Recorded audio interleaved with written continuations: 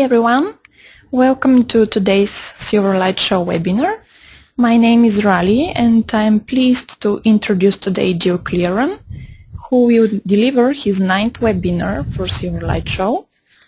The topic of today's live session is Introduction to XAML Development on Windows 8.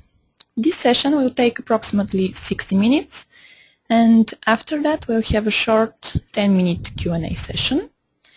So before I give the word to Gill, remember that Silverlight Show and Pact Publishing are giving away 3 Silverlight 4 data and services school books to 3 of you who tweet this webinar using hashtag #WebinarSilverlightShow. So Gill, shall we begin? Of course. Perfect. Okay, thanks Riley for introducing me. And hello everyone. And indeed, it is my 9th webinar already, so the next one is going to be a bit of a celebration, I think, right? So this one is actually the first one about Windows 8. And how I think about Windows 8 is a couple of things. Personal opinion, and also a very important part is going to be about how you can leverage your knowledge today in Silverlight in the upcoming version of Windows. That's what we're going to focus on in the next. It's going to be 75 minutes. It's not going to be 60 minutes. Okay. So let's try scrolling. So let me introduce myself. So my name is indeed Gill Cleeren, like Rally said. I work at a company called Ordina in Belgium, where I work as a .NET architect. I focus mainly on XAML-based technologies, so WPF, Silverlight, and Windows Phone. I'm a Microsoft Regional Director and a Silverlight MVP, and I've been at many conferences talking about things that I do in the Microsoft stack. I have a user group in Belgium as well, which is called Visor, and I've written a book, which, as Riley said, we're going to give away today. That is called Silverlight 4 Data and Services Cookbook, and I've written a chapter for a book which is now also released, which is Real World C# and .NET, written by 15 MVPs. I've written a lot of articles for Silverlight Show as well, and I'm finishing my next book, which should be released somewhere in February, March, and it's going to be about Silverlight 5. You can read my blog at snowball.be. You can send me a mail via jill@snowball.be, and you can follow me on Twitter, which is simply @Gill Cleeren. A small warning, maybe you've heard it already. I do have a cold. I was in Scotland last week, and it was actually quite windy over there. So I got a cold. Luckily for you, it's not contagious to follow a webinar from someone who has a cold, so you won't probably have a cold tomorrow as well. But anyway, if I have to sneeze or a cough during the talk, my apologies up front already. Some practical stuff. You can ask questions during the talk through the Q&A window in the webinar software. We'll try doing as many as we can after the talk, and the ones that we can't cover, we'll do them by email. And you will get a link to the recording of this talk. It will be sent to you afterwards, so you can view everything at your home pace, or if you have to leave early. Okay. One more thing before we start. We are going to do a training in London, which is called XAML, a 4-day training in London. It is going to be about XAML, as you can probably deduce from the title, but we're going to focus on a high level on XAML, and we're going to explain you everything for the different platforms that use XAML. So it's going to be about Silverlight, WPF, Windows Phone, and also Windows 8. It's going to be delivered by me on exactly 4 days, so it's going to be between the 20th and the 24th of February in London. It is organized by Completed and my company, Ordina. You can see there's an email if you want information.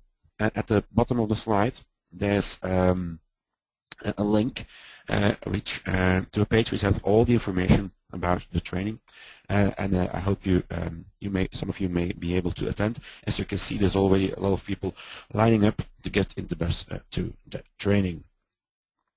All right. With those things out of the way, let us now start with the actual webinar, and we are going to be talking about Windows 8, of course.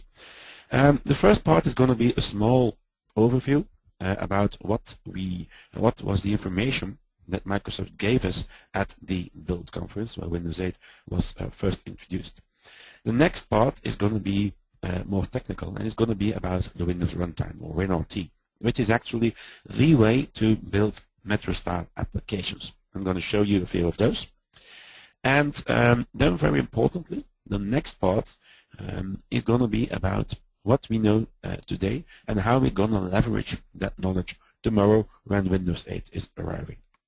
So we're going to see a part on the C# and the .NET knowledge, and then also very importantly on how our XAML knowledge is going to be translating into the Windows 8 world.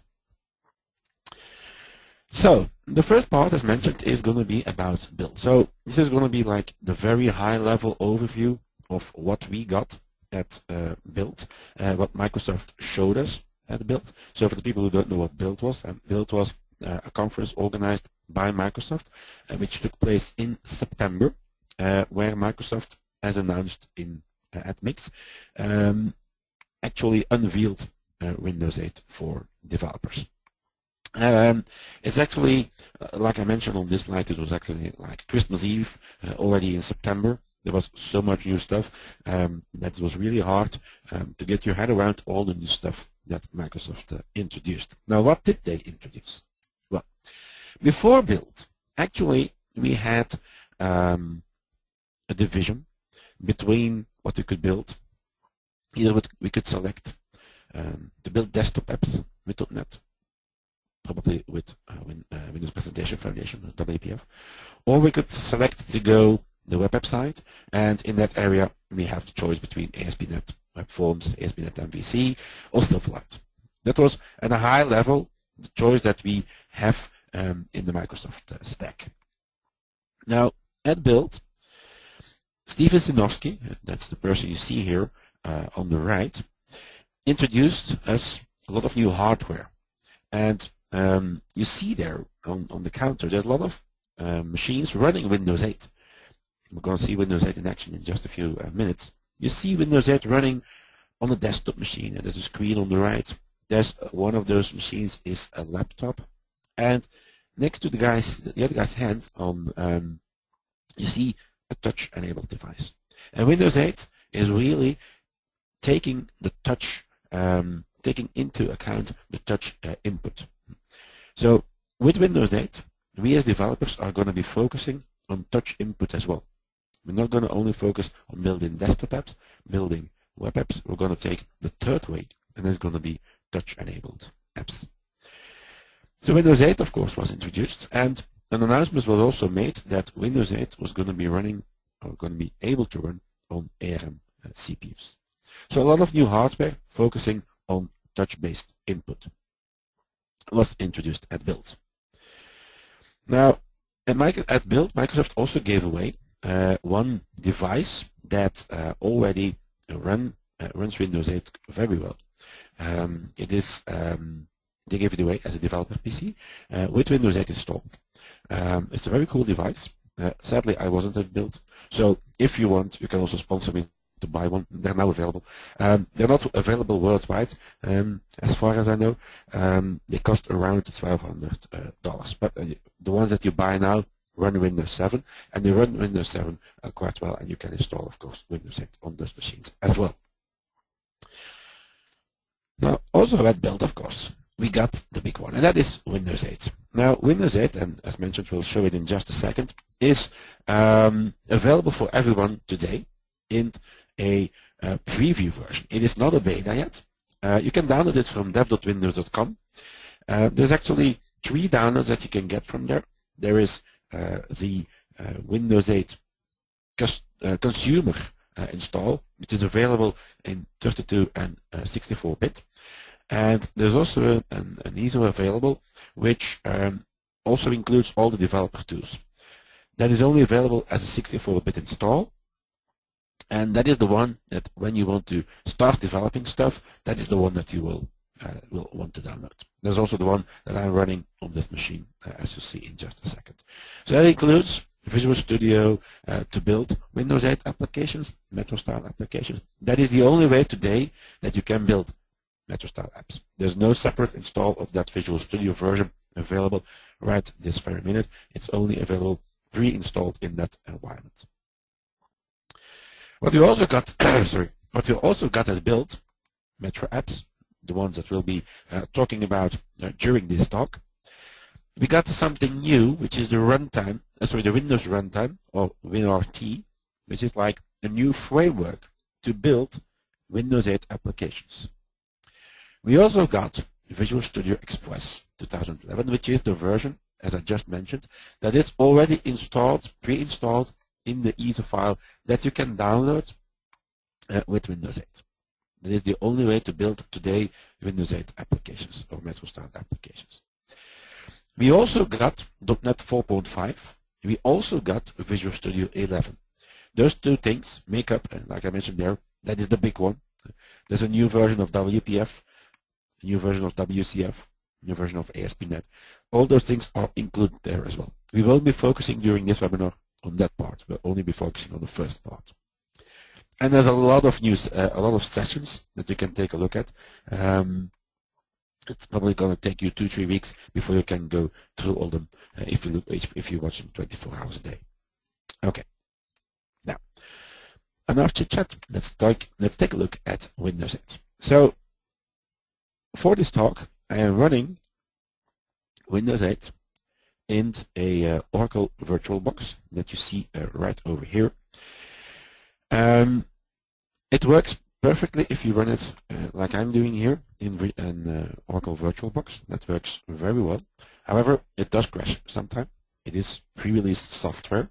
It also, yeah, as you can see here, it runs fine. It's on my machine. It's on a lower resolution, but that's not an issue. If you install the latest version of VirtualBox, it already has a setting for Windows 8 on board, so you can simply select that, and it will already select all the settings for you. So I advise that you download VirtualBox. It, as far as I know, doesn't run with Virtual PC. It might run with VMware. I'm not really sure about that. So let's talk about Windows 8 now. For the people who haven't seen Windows 8 yet, so this is where you will arrive once you have logged in on the Windows 8 machine. So this is like your Metro environment, the Windows 8 environment. You may ask, where did my desktop go? Well, one of the tiles here, it is indeed tile-based, which can be compared to Windows Phone 7.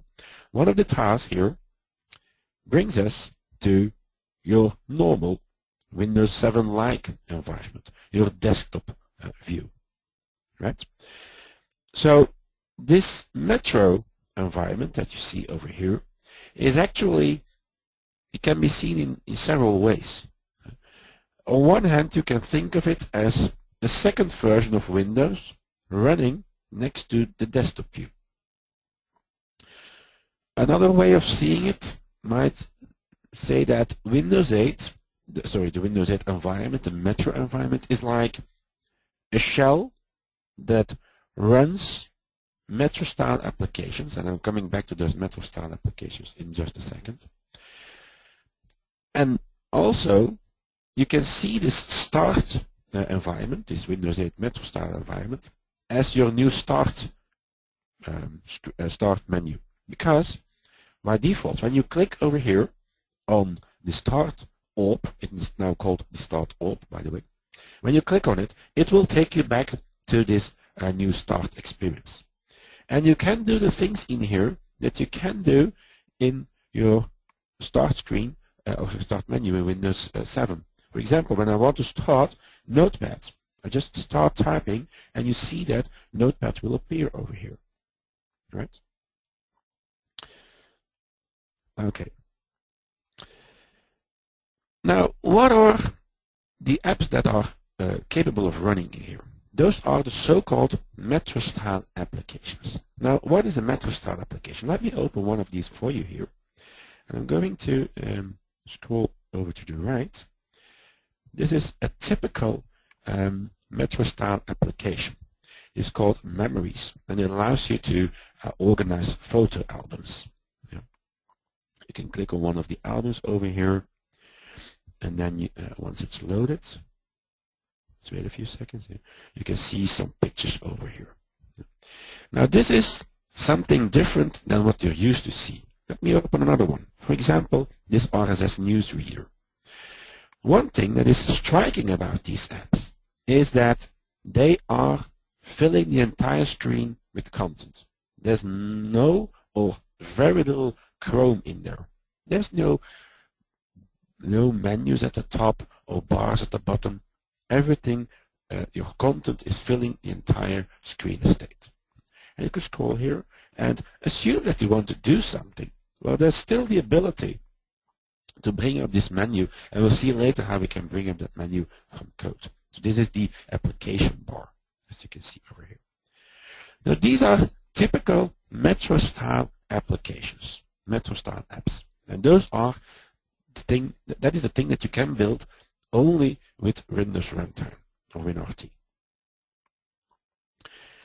Now, Metro style apps only run inside of this environment. Now you see here, for example, over here, a link to IE, the Internet Explorer. And this is the Metro version of IE. There's, again, something striking about this. We can search for, let me search for myself, there we go. I'm looking for myself, as you can see. You see that, again, the entire screen, apart from this bar here, which hides itself automatically, is filled with content. Yeah. Assume that I want to do something else. There is another view of IE, the desktop view. By the way, this Metro style environment, Metro style version of IE, let me put it that way, doesn't support Silverlight, doesn't support Flash. It is just HTML based. I can go to desktop view, and then I'm jumping to the desktop view with IE open in the same page. It is actually two different versions of IE running on your machine.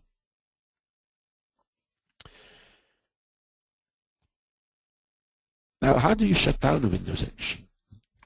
Because there's no way you can click on this thing because it takes you back to the start experience. You can go to the very bottom pixel. That is because I'm using a mouse.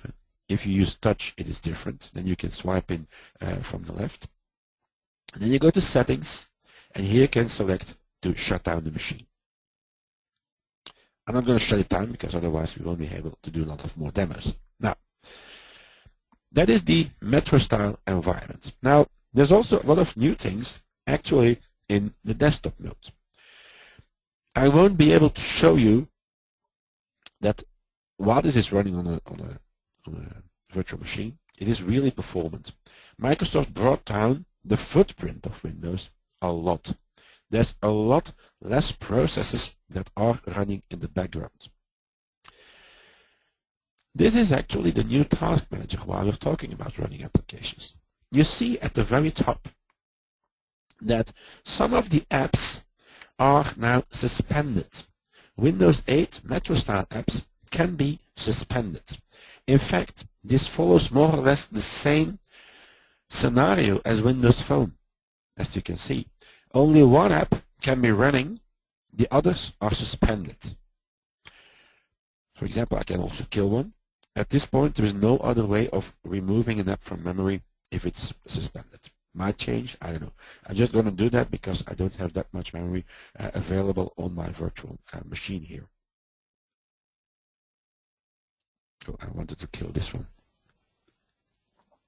Now, as you can see, the task manager itself is also totally new. And what is also new is the Windows Explorer. It now has a ribbon built in. Let me open my C drive, for example. And when I go select this folder, you can see some things appearing here at the top. And for the people who don't like the ribbon, you can always still hide it, as you can see over right here. But there's a lot of useful things in here. Some are perhaps a little bit less interesting. For example, there's a copy partner here. You can do a new folder, you can do a rename, you can do a delete. By default, the recycle confirmations is not checked, so it will automatically delete something to the recycle bin. The ribbon is like in Word or in other Office apps, dependent on the context. So, for example, if we go to pictures, you can see that there is, and I select a picture, there's another tab here, Picture Tools, that allows me to set it as the background, slideshow, and stuff like that. Also, for example, when I select a disk, this one, when I select a disk, there's a Drive tab appearing here, which in my opinion shows the Format tab, and in my opinion that is not something that should be so highly visible, because some people might hit this button without knowing what they're actually doing. But anyway, the last thing I want to show you is the control panel. There is a control panel specific for the Metro applications, and there's also one for the desktop mode, which is actually the same one as we already had. The control panel in Metro environment, as you can see here, is again aimed at touch. It allows me to do stuff like personalization, users, the things that are relevant in the Windows 8 environment, in the touch environment. If you need to do more specific settings, you can click here at the bottom and it takes you to the control panel we've all come to know in the desktop environment, as you can see over here. So the thing to remember here is that the Windows 8 environment is certainly aimed or optimized, let's say, for touch. It's not only for touch. You can perfectly do everything here with the mouse and keyboard, but it is perfectly well to control it using just your fingers on a touch-based input. Okay, we're coming back, of course, to this environment in just a second. But first, we're going to take a look at a few slides, and we're going to talk about the Windows Runtime.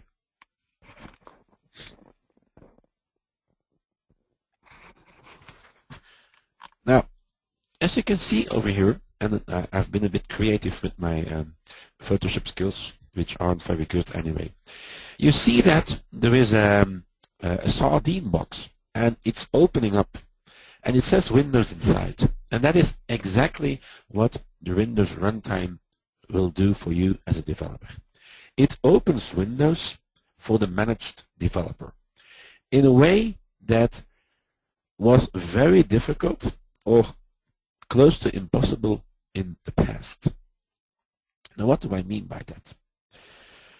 So the Windows Runtime, this sentence, we'll read it together. The Windows Runtime is a solid, efficient foundation for building Metro-style applications, giving you access to Windows in the language of your choice.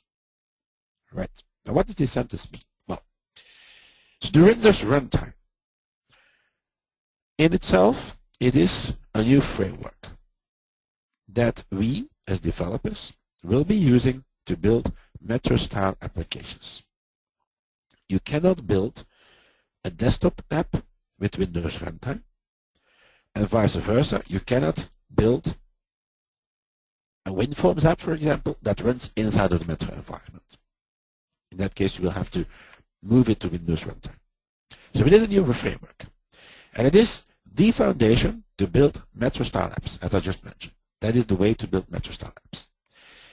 Now, what this Windows Runtime will do, it gives you access to Windows, which was previously quite difficult, or as mentioned, nearly impossible. It has always been very difficult for managed developers to do stuff with Windows. For example, if you want to write code from .NET that does things with a webcam, that tends to be very difficult. Why? Because of the fact that there is no managed way to do that. Those things are Win32 based. They are done in using interop, pinvokes, com interop. So it's actually very difficult to write that kind of code. And not a managed developer actually loves doing that. Now, Windows Runtime gives you access to Windows in the language of your choice. You don't have to learn a new language. It is certainly not the case that we, as managed developers, will have to leave our managed environment and move on to a C++ environment. We can still use the language we want to build Metro-style applications. Now, this is a slide that I took from the slides that were shown at Build, and it is actually a very important slide because it shows what we as developers can build tomorrow. On the right, you see that we can build desktop apps. In that area, nothing is changing. We can build HTML applications using ASP.NET, MVC, whatever. They run in IE or another browser.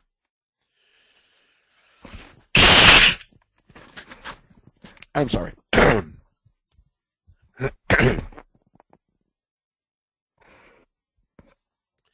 We can also build C, C++ applications with Win32. Nothing changes there either. And of course, what we as managed developers will probably do is we will keep on building desktop apps running or built on top of .NET or Silverlight. And they run in the desktop environment that I just showed you. If you build an enterprise application today and your company is moving to Windows 8, it will still perfectly run on that new version of .NET in the desktop view in Windows 8. Nothing is changing. You still can use Silverlight, you still can use .NET, Win32, JavaScript, HTML to build desktop apps. Now what is added is the part on the left, Metro-style apps. Metro-style apps can be built using a combination of XAML and C++, a combination of XAML, C# and VB, or you can use the HTML JavaScript way. That is your options in Metro. At this point, there is no way, for example, to use ASP.NET MVC, so the Razor syntax, for example, to build a Metro-style app. That is, at this point, not yet available. Now, those apps that you build will be talking directly to Windows through something called the Windows Runtime. And the Windows Runtime opens up services offered by Windows to the developer building Metro-style applications. Now, I won't focus on this slide too much. These are some of the things that are actually covered by the Windows Runtime API. And you see things here that you probably know from .NET. Things like XML, data, web, things that you used to see, let's say, in .NET, but you can actually get them now from the Windows Runtime.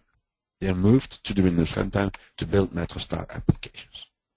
Now, how exactly is the architecture of Windows Runtime then built? Well, at the very bottom, we have, of course, Windows, and on top of that, there's Windows Runtime Core, which has a few, let's say, extra services like UI, things to do, open other files, for example, the file pickers, this XAML, a lot of things that we'll take a look at later on in this talk are part of Windows Runtime.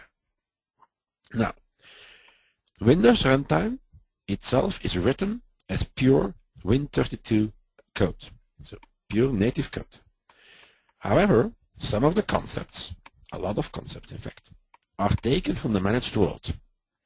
For example, Win32 components, they don't describe themselves like a .NET assembly does.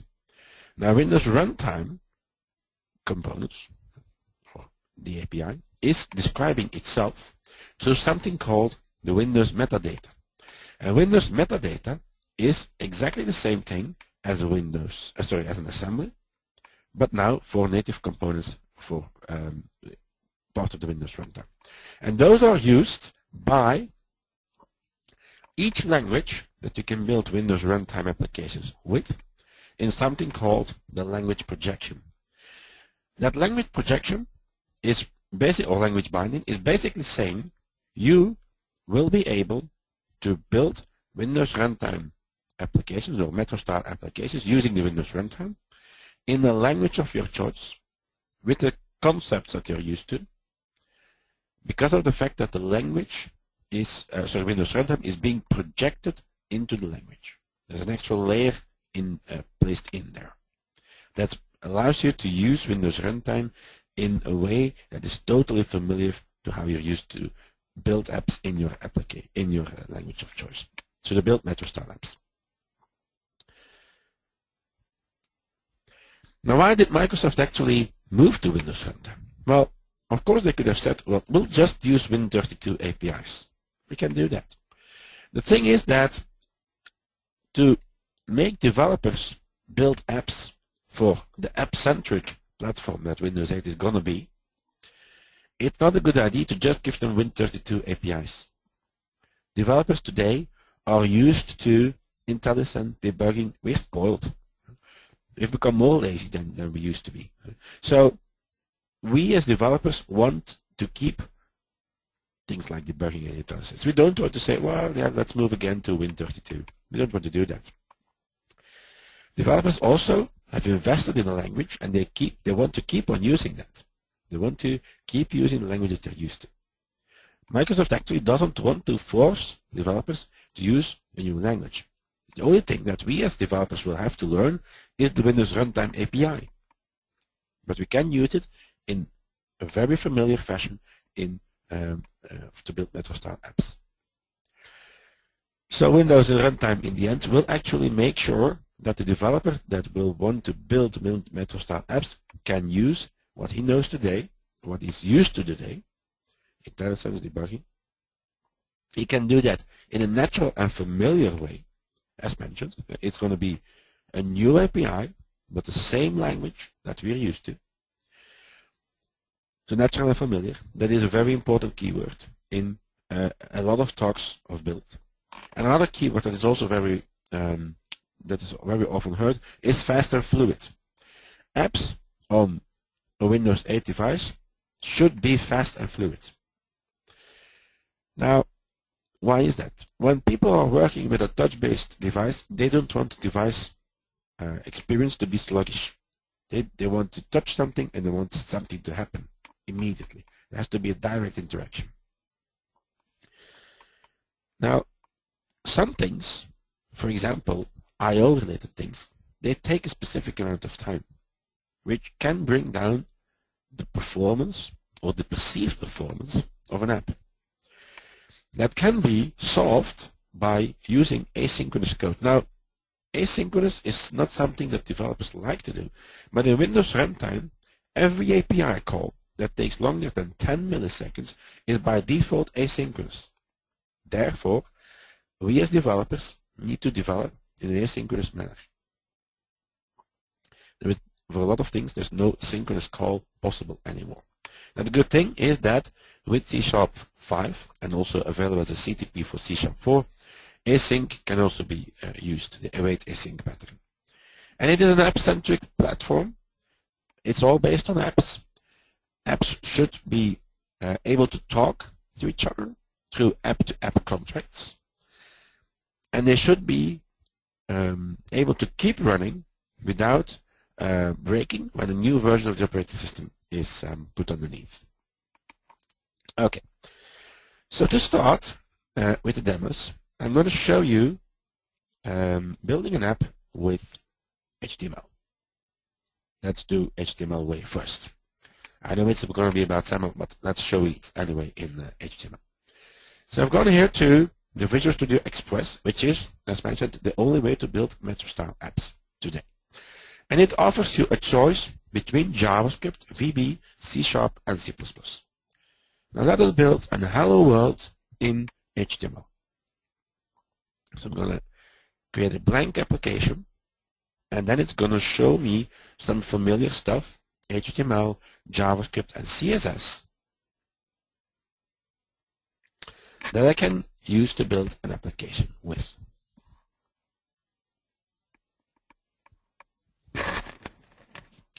Waiting a couple of seconds until the environment is ready. It's almost there. So there you see, I hope it's readable for everyone. You see some HTML. And I can write a hello world here. So I'm going to do that. Hello world. If I can type it. There we go. Now, when we run this thing, let's do that. Let's run it. It is my first Metro-style application. It is going to be run in the Metro-style, in the Metro environment, in the Windows 8 environment. And it's going to be in the Metro style as well, focusing on the black and the white text in this case. If you've done some Windows Phone, you see some familiarities here. Let's jump back to Windows, to Visual Studio. Now, Let us write some code. Let's go to the JavaScript file here. And I'm going to do something here, and I'm going to type Windows dot. Now what I'm doing here might not seem like a big deal, but it's actually a very big deal, because what I've done now, I actually have in JavaScript access to the complete Windows Runtime API, allowing me as a JavaScript developer to do stuff with Windows. I think it's obvious that the JavaScript code that I can write here is only going to run on a Windows 8 machine. It is not going to be something that's put on the web. I think you can all understand that. Now, let me write some code. So I'm going to write a file picker. My file picker, an open file dialog, let's say, is going to be a new windows.storage.pickers.file open picker. There we go. And I'm going to say my file picker dot pick single file async, and then I'm using something called a JavaScript promise, which is how the asynchronous pattern is implemented in JavaScript. So you already see here that I'm using a natural way of JavaScript development, and I'm using the Windows Runtime. So Windows Runtime is projected into JavaScript. Let's run this thing, and it will actually throw an error. Now I've done that on purpose. Now, let's run it first. As you see here, there's an error popping up. There you go. Now that runtime, that Windows Runtime information here is very important. Now why is it important? Because normally this is an error coming from Windows. Windows is result based, so errors are returned using integers. Now we don't get an integer here, we get a meaningful error, saying the file type filters property must have at least one file type filter specified. Again, this is let's go back. It's sometimes not easy to go back. It's very important that you understand that native exceptions are translated into an exception, because languages like C# are exception based. And so we don't have to deal with native stuff. It's all abstracted away from us. And so let's now correct that error. So we can say my file picker dot file type filter dot append, and so we're doing exactly what the error said. We need to specify at least a file type filter, and I'm going to run it again, and if I've made no typo, we now get the new file open dialog. Let's say the file picker, which allows me to select an image, and yeah, I'm not doing anything with it at this point. Alright, so that is how the Windows Runtime is projected into C#. Let's go back to slides for a minute. Now what you saw here was actually the Windows metadata being used. I've talked about that Windows metadata before. It is actually similar to what you have in assemblies that are self-describing. Windows Runtime components, Windows Runtime API, describe itself through Windows metadata. That is all brought together on the Windows namespace, and that is the one that you see with the dashed line on this slide. It is, as a concept, completely similar, and also technically it's almost the same thing, because ILDESM can open it for you. It is the same concept, but do understand this is native. This is talking about native components. Windows Runtime are native components that are going to be exposing themselves, describing themselves through the metadata, the Windows metadata. I'm going to skip this slide. That's basically what I've already said. Now everything is brought together under the Windows namespace. You might start fearing, where did the system namespace go? Just wait and see. So that typing that Windows dot is actually giving me access to the Windows Runtime API. That's what you saw me doing in the JavaScript sample. Now this is, at this point, the top level Windows Runtime API namespaces. And you see here a lot of things that you probably know from .NET, and they are now available in the Windows Runtime in every language that is being projected or that Windows Runtime is being projected into. So things like data, media, security, also note XAML here. Those are the top level namespaces in the Windows Runtime API. Okay, let us now move on to C#. Let's go back to the demo environment. Let's close the JavaScript thing down and open or create a new app, but now from C#. The first thing that you'll notice here is, I'll wait with a surprise till it's actually there. And I'm going to have a drink in the meantime. So.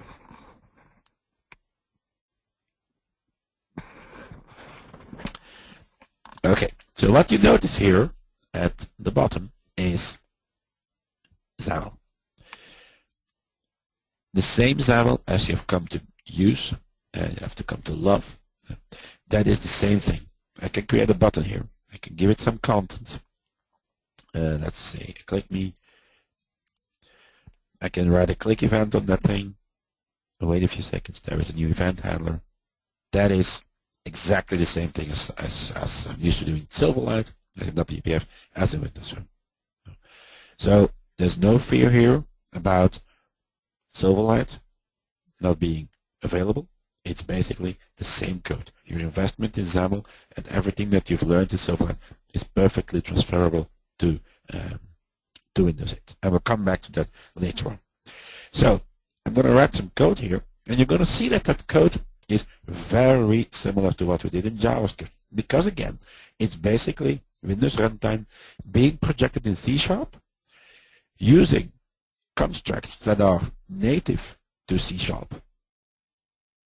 and making it possible to know my knowledge about C#. So I'm going to run a file picker again.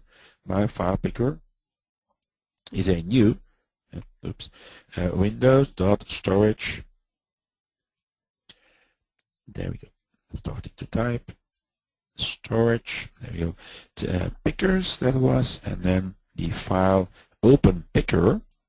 I'm doing a constructor here. Then I specify the my file picker dot file type filter dot add. And what am I adding here? Dot JPEG. And then finally my file picker dot pick single file async. Now this is again an asynchronous thing.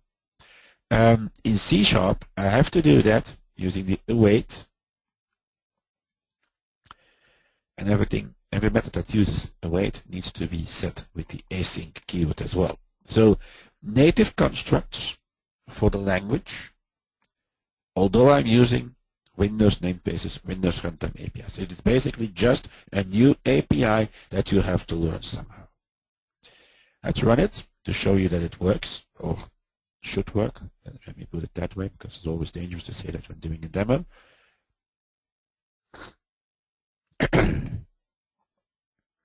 And we have a button here, and there is the file open picker again. So the only thing that basically gives away that we're not using .NET is the fact that we're using Windows namespaces. But look here at the top. You see stuff here that you probably are very familiar with. System namespaces. How are they actually? What are they doing there? Let's go back to slides.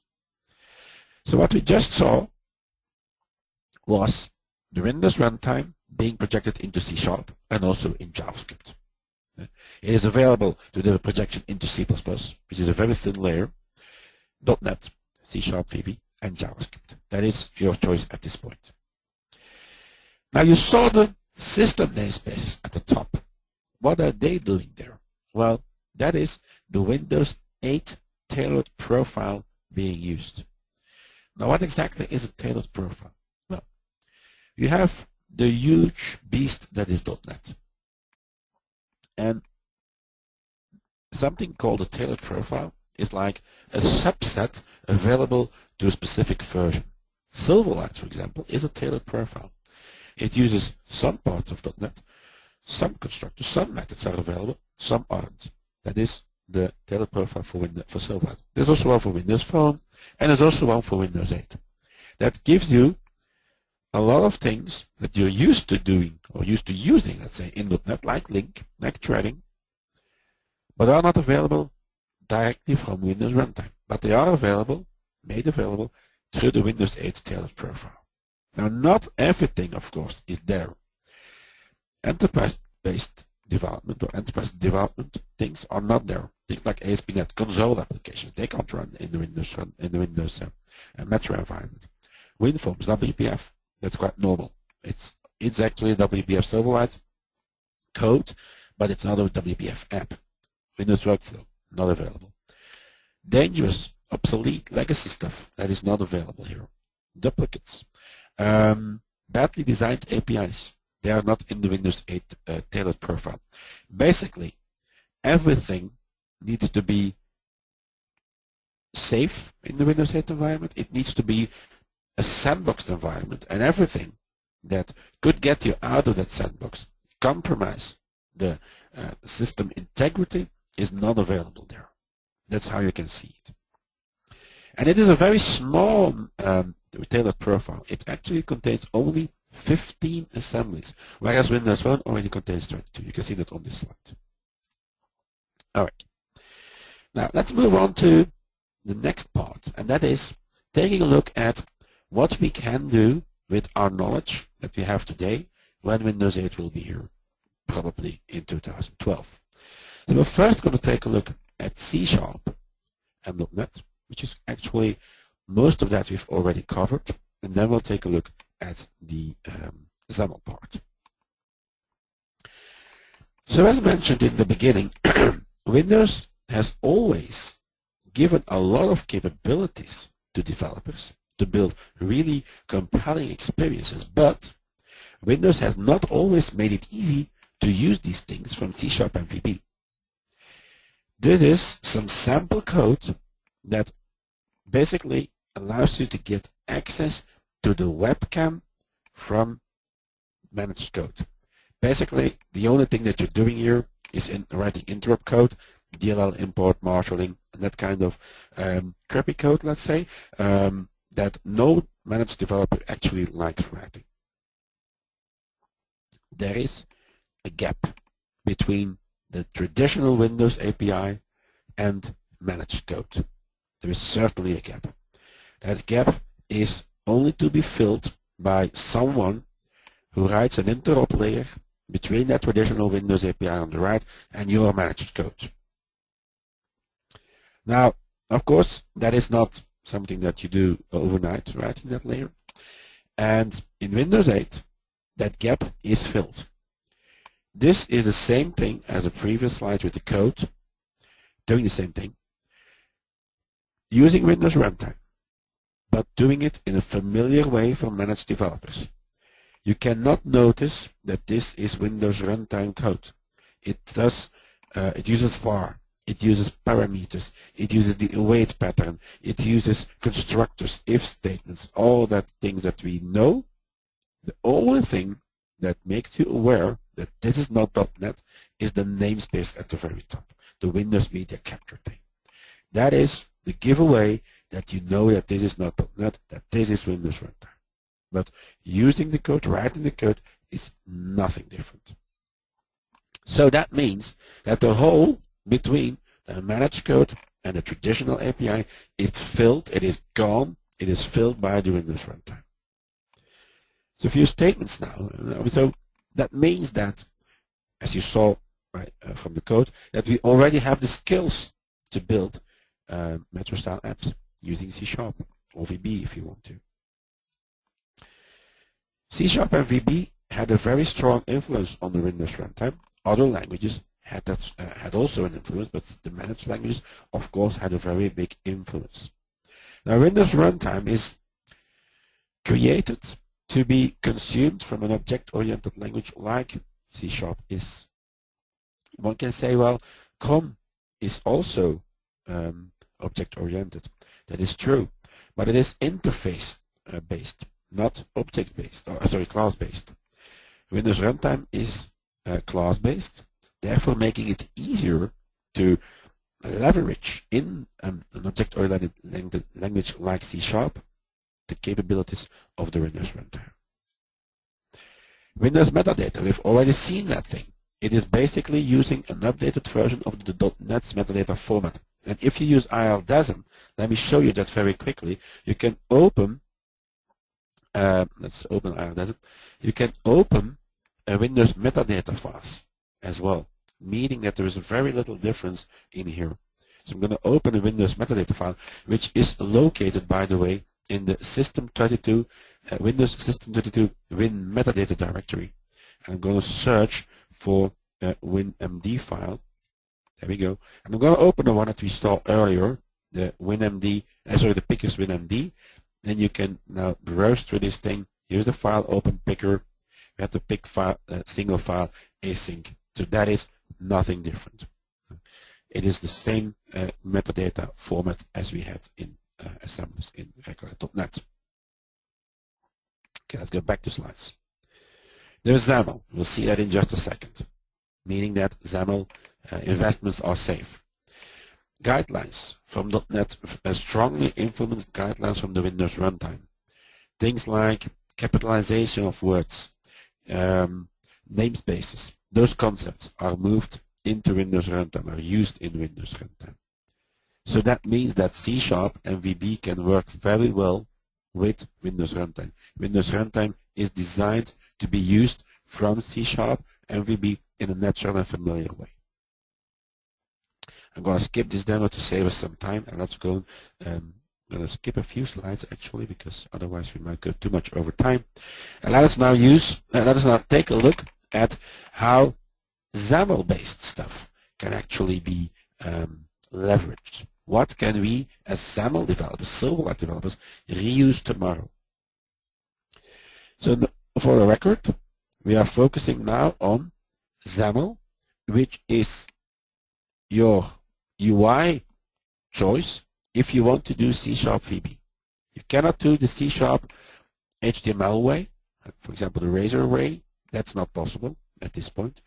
But notice also that XAML is now available to C++ developers in MetroStar apps, meaning that C++ developers can move away from the MFC layer and can actually move into the XAML world.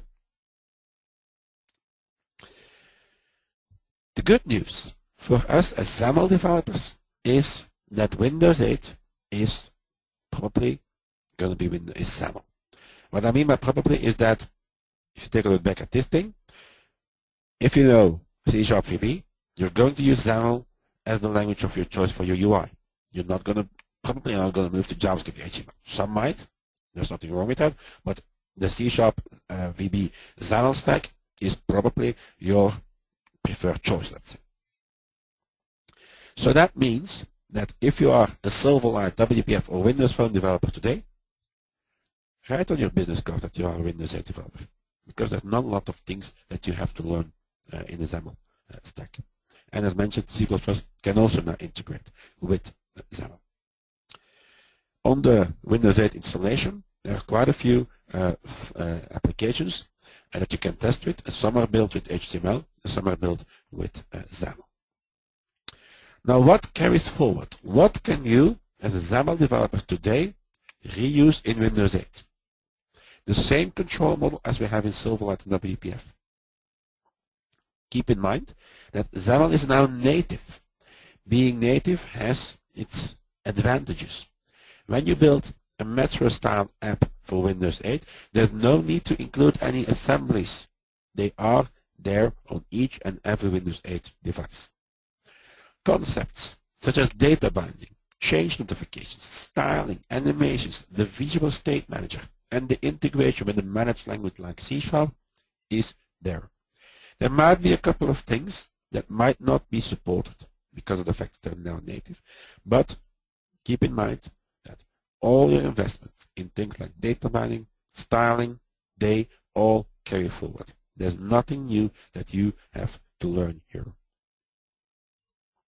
Okay, so what I'm going to do, I'm going to go back, of course, to this environment here, and I'm going to show you, I'm going to prove you actually. So let's open demo number 8. I'm going to do the opposite way. I'm going to copy Silverlight code into Windows 8 application. I've done this on beforehand to save us some time. This application is more or less another hello world, but the very important thing is that this uses a template that I copied from MSDN. Come on, don't crash on me, please. There we go. I copied a template from MSDN. I think the link is over here. This one. You can open that in the browser. Let's do that very quickly.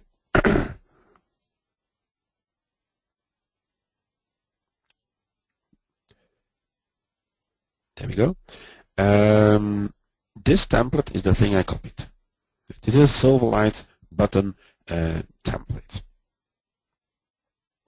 I pasted that in here, and the only thing that I had to change is normally this says VSM colon. Oops, colon. That I had to remove because thing is now native. I don't have to do any inputs anymore. And if we run this now, you'll see a button which has a Silverlight style. As you can see, there is nothing different. Let's run it.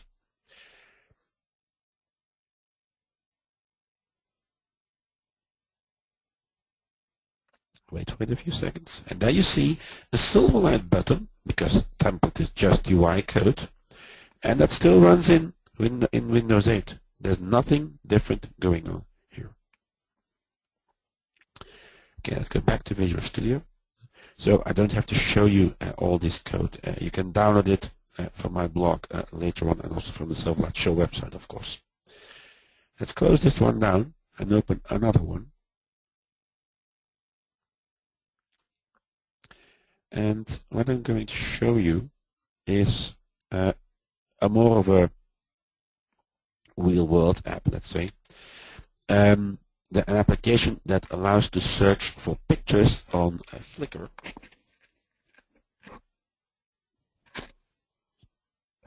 Okay, I'm going to run it first, and then I'm going to take a look at the code, just to show you how it looks. It allows me to search for images. And it is actually also code directly copied, the XAML code is directly copied from Silverlight. Let's wait for it to open, and when it's ready, there we go. Let us search. Christmas is almost here, right? Let us search for Christmas. This is always dangerous to search for things in a live webcast or a live talk. You never know what you'll get, but anyway, it's part of the deal. You see that we get some pictures, which are nice. This is actually using a list box, as you can see over here. This is a Silverlight list box, or a WPF list box, right? Now, of course, I don't have a touch monitor, but the thing is that that list box, while it shows up okay, might not be the perfect choice for your touch-based app, because it's not built for touch. It can use touch, but it's not built for touch. So the code, as you can see here, is very familiar. It is a list box which has an item template, as you can see over here. This is your XAML code with the data template here. This is your XAML code as you've built it now for a couple of years already in Silverlight or WPF. Right. Now, as mentioned, while this works, it might not be an optimal case for your app. Let's jump back to slides. Now, what do we get as extra? Of course, Windows Runtime. Metro style, look and feel. You saw that that list box was styled automatically to match the styling guidelines of Windows 8. Touch-based input. Now, that is a different one. Windows 8, as mentioned a couple of times already, fully supports touch. Therefore, some new controls are added, which I'm coming to in just a second. But now also, all the events that do input are unified under a new, let's say, API, which is the pointer API, which actually abstracts away from the developer the need to think about, well, do I have to do this for touch-based input and this for mouse input? No, it is abstracted away. Everything is now moved under the pointer API. Windows will take care of the fact if you're using touch or if you're using a mouse. Metro style controls, important one as well. We can now optimize that sample that we had just a second ago with Windows 8 controls. I'm going to show that in the sample. Everything is moved under the Windows namespace. Windows UI XAML is the namespace that all your controls from XAML now will live under. And there's a Windows Store.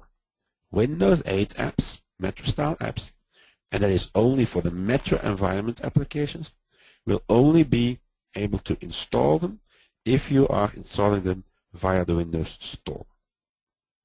So there's a marketplace store, the Windows Store, which allows you to buy apps.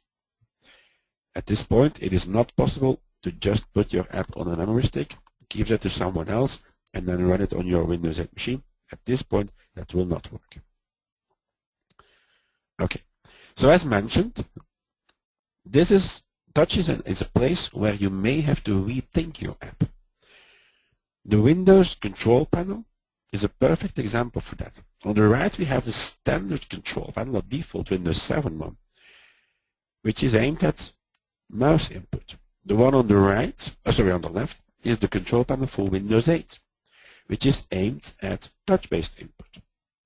So it depends on what input you have. And in Windows 8, you may have to rethink your app for input to support touch-based input, because your controls have to be larger, have to be wider apart, and stuff like that. Do note, of course, that if you build it for touch, it of course will still work with the mouse. Let's move back to the demo environment. And let us take a look at sample number 12 here. You can download everything afterwards, and you can take a look at all the code at your own pace. Let's close the other one.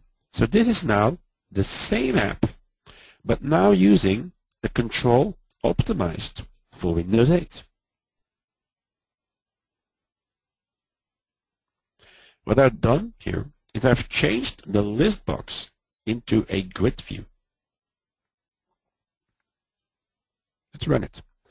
And you'll see that the only thing that I've done is changing that list box into grid view, but the application automatically is more aimed at touch. Again, I can't show you the touch because I don't have a touch-based input, but let's run it again. Let's try Christmas again. That seemed to be quite safe regarding the results. Okay, there we go. And you can see now this control is optimized for touch. If I would have had a touch-based input, I would be able to touch my input device, my monitor or my tablet device, and would be able to scroll through those images. Right? Let's kill it again. And let's take a look at another look at the code. The only thing that was changed, list box is changed into grid view. The item template is even the same item template as we had before. There's a couple of extra properties which basically steer how the grid view is working. So you saw the grid view. There is quite a few new controls, but many of the controls in Windows 8 are a direct copy of the controls that we already know. Things like a button. You see that's a button. It's styled in Metro style, so it's running the Windows 8 style, but it's the same thing. Many controls are just copied. You see that, like for example, the text box now has spell checking automatically for you. You saw the grid view. There's some other ones on this one, on this slide: the flip view, the list view, and semantic zoom. Also note that the web browser control is now called the web view control. So the list view, the grid view, I already showed you the grid view. I actually showed you it a bit in advance, and they are optimized for touch input, and they also allow you to opt in for selections in that in the individual items. You can also, as you saw maybe, the controls are, so the images are only downloaded on demand. There's virtualization support for these controls as well. I already showed you the grid view a bit in advance. Now there are some more controls. The flip view, which I'll show you in just a second in the next demo. There's a media player built in Windows 8, which actually has the player controls already. In Windows, in regular XAML, let's call it, we had just a media element. In Windows 8, there's a media player. Things like a toggle switch and progress ring are also some new controls. So let me show you the flip view. Let me close this one down. And let us go to demo, I think it is this one, number 13. I'm going to use, instead of the grid view, I'm going to use the flip view. Let me open it first and then show you the codes. Okay, let's scroll all the way down. What I'm going to do is I'm going to let this one stand here. I'm going to run it, and I hope it will build. I might have changed. Yeah, it's working perfectly. So when I search again for on Flickr for some images, let's do that first. See what we get then.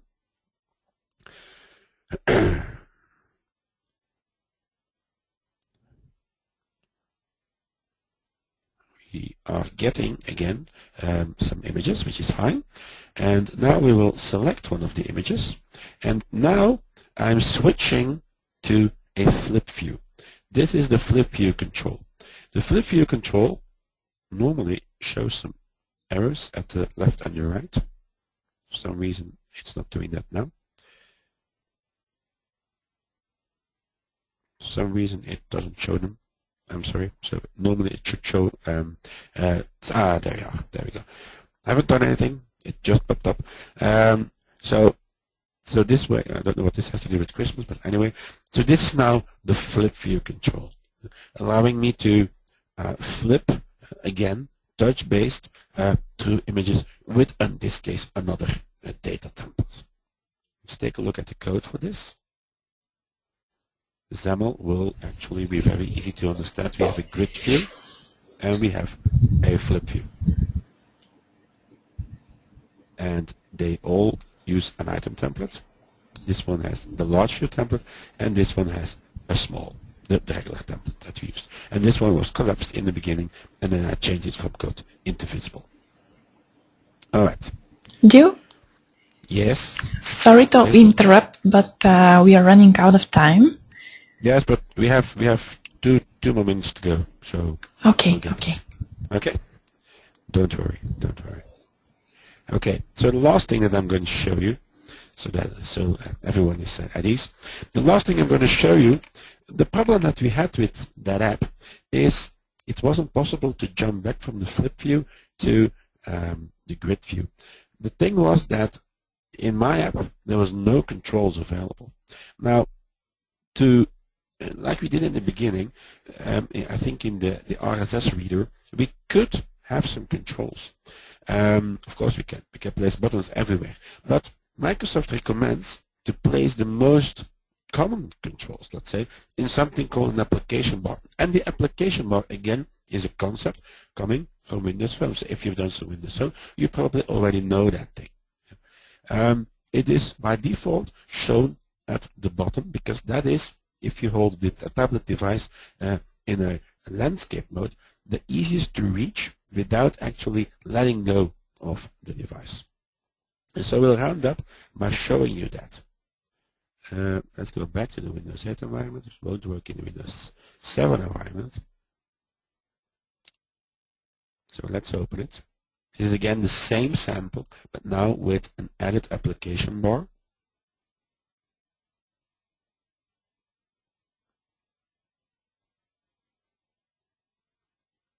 Okay, there we go. So it has a grid view, a flip view, and also list view. We're not going to go there. And as you see here, you have an application bar, which has a stack panel in there and 2 buttons. And these buttons are used in this particular case to do some navigation.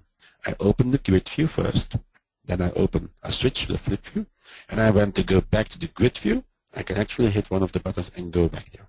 So let's search again for Christmas. And wait a few seconds, there we go. So you see the results appearing again. And when I click on one of these, this is again the flip view now being shown. Now, if I had a touch-based input, I could swipe in from the top and then the application bar would be shown. If I have mouse-based input, I have to do it by right-clicking on my app, which is for some reason, again, a bit late. My hard drive is spinning quite a lot here. I think the application is hanging at this point. Okay, there we go. There we go. So there we have now the application bar showing. As you can see, I can hit the home button and I'm going back to the grid view, which is some basic navigation that you can use in your app. So I'm going to skip the last parts. You can, as mentioned, download the slides from my blog and from the Silverlight Show blog website. So what I want to round up with is a message that if you've made investments in XAML, they are absolutely safe. There's a lot of new possibilities appearing for us as managed developers. We need to learn some new stuff, that is true, but there's no way that anyone is taking away everything that we've learned and saying, well, here's something new, now go build apps with that. That is certainly not true. So most of our knowledge that we have today will carry over to Windows 8. Okay, so I hope I've given you an overview of Windows 8, where we're heading. I think in the next coming months we'll be doing some more webinars on Windows 8. I'm going to start some articles on Windows 8 and XAML development as well on Silverlight Show. So we'll be giving you some more information in the coming time as well. So with that, let's open it for questions. I assume there's going to be many questions about Windows 8. Some that I know, some that I probably don't know yet. So, Rally, do you have some questions already? Thank you, Gil, for this quite interesting presentation. Yes, now we have a few questions from our attendees that we'll try to address within a short Q&A session. And since we are running out of time, I will ask you to be very quick. Any questions that we didn't manage to address will be replied personally via email within the next week, and it will be also published at Silverlight Show. So, Gio, you should have these questions in your panel. Yeah, I have 2 questions that I see at this point. So, okay, I'll send you more. Yeah, okay. So someone is asking, can Metro apps, so WinRT apps, only be deployed to Windows 8? That is absolutely the case. You cannot build Windows Runtime apps to run them in the desktop view or on Windows 7 or Windows XP. That is, again, what we know today. Keep in mind that everything that you've seen today is based on a very early build of Windows 8, and only telling what Microsoft disclosed at build. Our next question is, what about Visual Studio Light Switch? Well, Light Switch is aimed at building desktop apps. There is no reason that Visual Studio Light Switch applications shouldn't work on Windows 8. They will work perfectly in the desktop view. So there's no reason to worry about any investments you've made in Light Switch. Then the next question is basically the same, also on Light Switch. Ian asks, will Windows Phone change to use Windows Runtime instead of Silverlight? I don't know. I think we'll have to wait for that seeing what Microsoft brings out in the Windows Phone area. At this point, there's really nothing known about that. Antonio is asking which languages are supported in Windows 8 tablets. So that is basically what you saw today. It doesn't depend on the device. It is basically Windows Runtime is projected into, at this point, C#, JavaScript, VB as well, and C++. And for the UI you have HTML and XAML. So all those things are available for each device. So if you build an app that will run on the desktop in Windows 8, not a desktop view, but a machine, a desktop machine, that will be able to be built in all of these languages that I've shown you.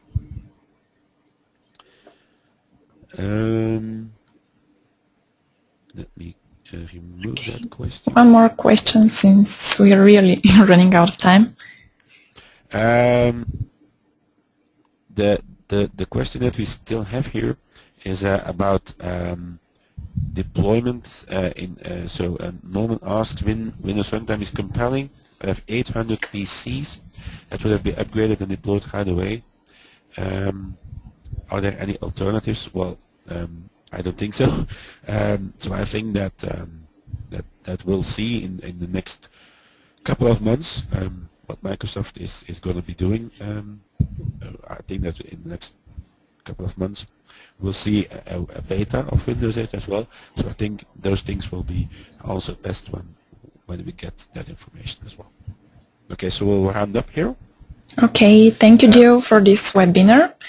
And once again, if there are any questions that we didn't manage to address, they will be replied personally via email. So thanks everyone for attending. I invite you to fill in our survey displayed right now just after you exit the webinar. 3 of you will win Gio's latest ebook on getting prepared for the Microsoft Silverlight exam.